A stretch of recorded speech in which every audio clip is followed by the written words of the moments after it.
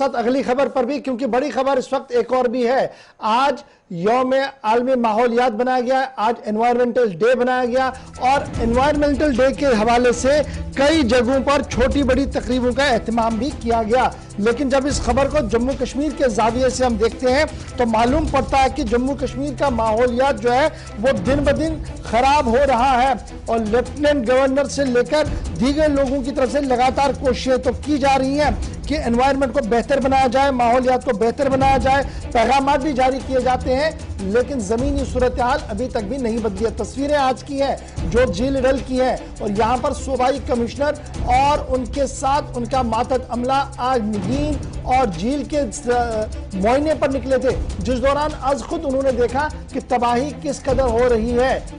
On spot orders भी दिए गए, लेकिन बड़ा सवाल ये है कि आज ही के दिन अगर सिर्फ ऑर्डर्स होंगे तो ये क्या वैसे ही ऑर्डर तो नहीं है, जो वो ऑर्डर होंगे कि हुक्म नवाब तादर नवाब तक तादोर नवाब उन्हें देखने की जरूरत है, क्योंकि लगातार आज तक बहुत बार इस तरीके की चीजें जो है देखने को मिली है। एक तरफ से ये बात है और दूसरी तरफ से जब यौम माहौलियात बनाया जा रहा है, आज आलमी दुनिया में माहौलियात का दिन मनाया जा रहा है, पेड़ को लगाने की बात हो रही है, तो जम्मू कश्मीर के अंदर माहौलियात की तबाही भी उरूज पर है और सन 1990 से लेकर 2021 के आज के दिन तक सब सोने की लूट किस तरीके से है, कल भी हमने आपको एक रिपोर्ट दिखाई थी। मैं चलता हूं जी सीधे अपने नुमाइंदे हमारे साथ हमारे गेस्ट ज्वाइन कर चुके हैं। राजा मुजफ्फर साहब भी मेरे साथ ज्वाइन कर चुके हैं और मेरे साथ श्रीनगर से इमदाद साकी साहब भी ज्वाइन करेंगे थोड़ी देर में। मारूफ साहब है। सबसे पहले आपके पास आऊंगा जी राजा मुजफ्फर साहब, मैंने आपके आर्टिकल आज भी पढ़े आज के दिन के हवाले से और लगातार आप आवाज उठा रहे हैं। जिस तरीके का आज दिन है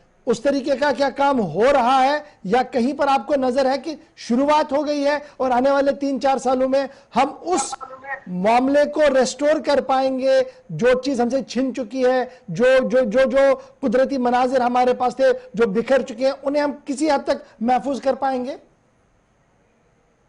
और साहब जो विजुअल्स दिखा रहे हैं, ये आज प्रोग्राम हुआ श्रीनगर के अंदर जिसमें हमारे यहाँ पे सूबाई कमिश्नर जो हैं Pandurang Pole, deputy commissioner Srinagar doctor Ejaz, फिर एसएमसी के कमिश्नर जो थे हमारे lakes and waterway development authority के वाइस चेयरमैन, उसके अलावा निगीन लेक कंजर्वेशन ऑर्गेनाइजेशन के चेयरमैन मंजूर मंगनू साहब भी हैं साथ में। तो ये प्रोग्राम हुआ श्रीनगर के अंदर। ये जो इस वक्त इसमें निकल रहे हैं किश्ती में आप दिखा रहे हैं, विजुअल दिखा रहे हैं, मैं खुद भी प्रोग्राम में था वहां पे। ये पोखरीबल से लेके जो है नालबल का इलाका जो वहां चैनल थी ब्लॉक हो चुकी थी, बट पब्लिक प्राइवेट पार्टनरशिप के थ्रू से निगीन लेक कंजर्वेशन ऑर्गेनाइजेशन ने 3 महीने पहले ये बेड़ा उठाया। वहां पे जो हमारा ये जो इलाका है हमारा श्रीनगर के कुछ वाटर बॉडीज है वहां पे, गिल सर या बाकी सर है वहां पे, खुशहाल सर, तो वहां पे इन्होंने 3 महीने से काम किया और आज वो रेस्टोर की तकरीबन 30 साल। एक अचीवमेंट है। इससे हमने ये चीज सीखी कि हमारे पास कमी नहीं है। अगर हम जो वसाइल अगर जो है पब्लिक प्राइवेट पार्टनरशिप में अगर हुकूमत जो है यहाँ पे जो हमारे पब्लिक स्पिरिटेड सिटीजन्स हैं उनको साथ दे और साथ में एक कोलैबोरेटिव प्रोग्राम करे, तो मुझे लगता है कि हम श्रीनगर में जो हमारे देही इलाके हैं, जो वहां पे एनवायरमेंटल कंसर्न्स हैं, चाहे वाटर बॉडीज का मसला है, चाहे दरियाओं का मसला है, चाहे जंगलात का मसला या वाइल्ड लाइफ का मसला है, हम इनको काउंटर कर सकते हैं, हम इनको जो है इनको एड्रेस कर सकते हैं इन इश्यूज को लेके। क्योंकि आज जो है यौम माहौलियात का दिन है, वर्ल्ड एनवायरमेंट डे है। आज के दिन की इफादियत यह है कि ये बिल्कुल डेकेड है कि अकबर बुता ने कहा कि तमाम ममालिक से कि इकोलॉजिकल रेस्टोरेशन, हम इकोलॉजिकल रेस्टोरेशन कैसे कर सकते हैं। इकोलॉजिकल रेस्टोरेशन का जो मेन हमारा यहाँ पे इशू इस वक्त है, जो इकोलॉजिकल रेस्टोरेशन, इसमें लोगों की पार्टिसिपेशन है। लोगों को पार्टिसिपेट कराइए, लोगों को इस पे भागीदार बनाइए।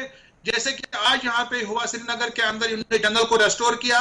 अभी बहुत करने की जरूरत है। मुझे लगता है कि पॉजिटिव हमारे पास स्टोरीज हैं, पॉजिटिव स्टोरीज है। जैसे कि आज की स्टोरी है, आपने देखी 3-4 महीने से काम हो रहा है श्रीनगर के अंदर, ये निगीन लेक कंजर्वेशन ऑर्गेनाइजेशन या बाकी लोग जो उनके साथ काम कर रहे हैं, एसएमसी वगैरह लौटा। तो मुझे लगता है ये पॉजिटिव चीजें हैं, काम करने की जरूरत है। मुझे लगता है कि काम होगा इंशाल्लाह। ठीक है, काम होगा जी। मैं आऊंगा दोबारा आपके। इमदाद साकी साहब भी मेरे साथ हैं। इमदाद साकी साहब बहुत शुक्रिया जी ज्वाइन करने के लिए। आलमी दिन है आज, माहौलियात का वर्ल्ड एनवायरनमेंट डे है। बयानात सुबह से हम सुन रहे हैं, बयानात को जब जमीनी सूरत हाल पर देखें तो कितना आपको लग रहा है कि क्या आज का दिन भी सिर्फ बयान तक ही महदूद रहेगा या बयानों से हटकर अमली काम भी होगा? क्योंकि जो हमारे सामने चीजें थी वो आहिस्ता आहिस्ता करके अब खत्म हो रही है। अभी राजा मुजफ्फर साहब कह रहे थे, देखिए ये जो विजुअल्स हैं ये एक पॉजिटिव स्टोरी है, ये एक पहल है जी प्राइवेट पार्टनरशिप की, प्राइवेट और सरकार के बीच में, अवाम और सरकार के बीच की जो पॉजिटिव स्टोरी है वो भी हम दिखा रहे हैं। लेकिन ओवरऑल कहां पर आज जम्मू कश्मीर खड़ा है माहौलियात के हवाले से? देखिए गौर साहब, ये पॉजिटिव स्टोरी हम सुनते आए हैं तकरीबन 20 साल से। ये हमें उसी वक्त याद आता है जब ये दिन मनाना होता है। बिल्कुल, इस दिन कोई तकरीब मुनक्कद होती है, गवर्नर साहब हूँ, चीफ मिनिस्टर साहब हूँ, कोई भी हो, ये सिर्फ दिखाने के लिए हाथी के दांत है। और अमली तौर पे हम इस मैदान में 20 साल से काम कर रहे हैं। हमारी वाटर बॉडीज, हमारे डल, हमारा वलन ये खत्म हो चुका है। और ये मुझे लगता है कि अमली तौर पर कुछ नहीं होता है, सिर्फ चैनलों पे दिखाने के लिए, कागजों पे दिखाने के लिए शोर शराबा होता है, एक दिन के लिए, 2 दिन के लिए। तो अमली तौर पर मैं ये कहूँगा कि अगर कुछ हुआ होता तो 20 साल से हम इसमें लगे हुए हैं। आज हम कुछ NGOs आ गए हैं सामने, उन्होंने यहाँ पे कुछ वाटर बॉडीज का ये काम शुरू किया है, तो बहुत ही अच्छा काम है, पॉजिटिव एक काम है उनका। लेकिन हमारा जो लावड़ा है, जो रिस्पॉन्सिबल एक गवर्नमेंट बॉडी है, एक डिपार्टमेंट, उन्होंने इसकी तबाही के जिम्मेदार वो है।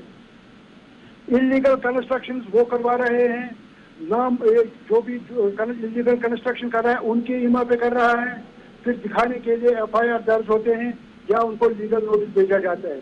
और लीगल नोटिस भेजने के बाद या FIR होने के बाद वो ट्रिब्यूनल में जाते हैं, वहां से स्टे आता है और वो लीगलाइज होते हैं। और ये सब दिखाते हैं लावड़ा वाले ही कि किस तरह इलीगल चीज को लीगल बनाना है। और मुझे लगता है कि इसमें कोई फौजी अफसर होना चाहिए। हमें अब किसी पे एडमिनिस्ट्रेशन के किसी अफसर पे भरोसा नहीं रहा है। अगर इसमें देखा जाए कि कोई टीम या कोई विजिलेंस बॉडी हो तो पहले से ही यहाँ पे महासभा होना चाहिए। ये जिम्मेदार है हमारी वाटर बॉडी का। यहाँ पे एक शेख, हम क्या नाम है इसका, श्रीनगर में वॉलर या चील दल की बात करते हैं, खुशहाल सर की बात करते हैं। यहाँ नॉर्थ कश्मीर में एक बहुत बड़ा सर था, शेख सर उसको कहते हैं, नीलू बड़ा सर था। हमने उसके लिए हाईकोर्ट में लड़ा, लेकिन वहाँ क्या हुआ, आज वो उसका नाम निशान नहीं। वाटर बॉडी तबाही के जिम्मेदार हमारे गवर्नमेंट, जितनी गवर्नमेंट है, हम भी है। मैं अपने आप को या लोगों वो मुबारा नहीं है, लेकिन जिम्मेदार हमारे ये अफसरान है। ठीक है जी, मैं आऊंगा इमदाद साहब के साथ दोबारा आपके पास। राजा मुजफ्फर साहब भी मेरे साथ है। मुजफ्फर, बड़ा इंपॉर्टेंट है जी, देखिए बड़ा एक लॉजिकल सवाल इन्होंने उठाया, कहा कि देखिए इन झीलों की तहफ़्फ़ुज़ और जंगलात के तहफ़्फ़ुज़ के लिए बाज़ाब्ता तौर पर अमले तैनात किए गए हैं, डिपार्टमेंट्स को बनाया गया है, एनफोर्समेंट विंग्स बनाई गई हैं, लेकिन उनकी नाक के नीचे नहीं बल्कि उनकी आंखों के सामने और उनके हाथों के सामने और उनके अक्ल के मशवरे से सब तबाही हो रही है। झील के अंदर बेदरेक मकान बन रहे हैं और जब फोटो सेशन करना तो 1-2 की गिराई होती है। जंगलात में दिखा रहा हूं, कल भी मैंने ये दिखाया था कि किस तरीके से जम्मू कश्मीर, अब ये सिर्फ कश्मीर नहीं है बल्कि जम्मू कश्मीर के जंगलात में तबाही किस तरीके से हो रही है, तस्वीरें हमारे सामने। तो कहीं ना कहीं ये जो अफसरशाही है और ये जो अफसरों पर एक जिम्मेदारी थी कि रिसोर्सेज को वो प्रोटेक्ट करे, जानबूझकर तो वो इसमें नाकाम हो रहे हैं, बल्कि जानबूझकर इसमें तबाही करवा रहे हैं। देखिए गवर्नर साहब, बिल्कुल इमदाद साहब सही बात की। जहां पे हम डल की बात कर रहे हैं, हम जंगलात की बात कर, डल लेक के अंदर जो है 2019 का जो लॉकडाउन यहाँ पे था 370 के बाद, या फिर 2020 का कोरोना का ये क्रैकडाउन था, ये असल लॉकडाउन था, या अभी चल रहा लॉकडाउन चल रहा, अभी भी चल रहा है ये पैंडेमिक का। इसमें इतने इलीगल कंस्ट्रक्शन, ये कंस्ट्रक्शन कौन कराता है? ये तो इनके नाक के नीचे होता है, चाहे हमारा लेक्स अथॉरिटी। अब नए वाइस चांसलर, क्या बोलते, वाइस चेयरमैन वहां पे आए, वो बोल रहे हैं कि वो करेंगे, तो हमको पूरी होप है उनसे कि वो कुछ करेंगे। क्योंकि बट इसमें ये चीज है कि इसमें रेस्पॉन्सिबिलिटीज फिक्स नहीं हो रही है। अगर कहीं पे इलीगल कंस्ट्रक्शन हो रही है, जो उस इलाके का इंस्पेक्टर है, चाहे लेक्स एंड वाटर में डेवलपमेंट अथॉरिटी है, SMC का कोई है, किसी और डिपार्टमेंट के एम्प्लॉय, उनके खिलाफ कार्रवाई होनी चाहिए। बड़ा सवाल तो ये है कि अकाउंटेबिलिटी फिक्स नहीं हो पा रही है, अकाउंटेबिलिटी फिक्स नहीं हो पा रही है, क्योंकि उन्हें पता है हमने नीचे हाथ डाला तो बात ऊपर तक आनी है, तो इसलिए सबको आई वॉश किया जाता है, कभी कभार एक नोटिस निकाल कर चलने की। लेकिन एक सवाल ये है, और दूसरा सवाल जो इमदाद साहब बड़ा इंपॉर्टेंट है, आपके पास भी लेकर आऊंगा, सरकार भी प्रोजेक्ट हाथ में ले रही है।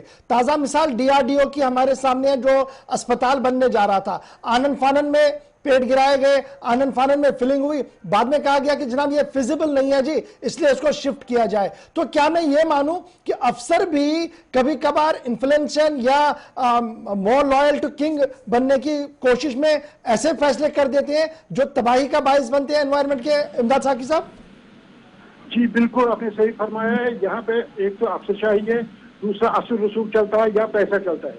देखिए, आपने जो एक हॉस्पिटल की बात की है, एक डिस्ट्रिक्ट में उसका शुरुआत हुई थी उसकी, लेकिन वहां से शिफ्ट करके एक इन्फ्लुएंशियल जो एरिया वहां पे उनके पार्क है वगैरह है, उनको वहां शिफ्ट किया।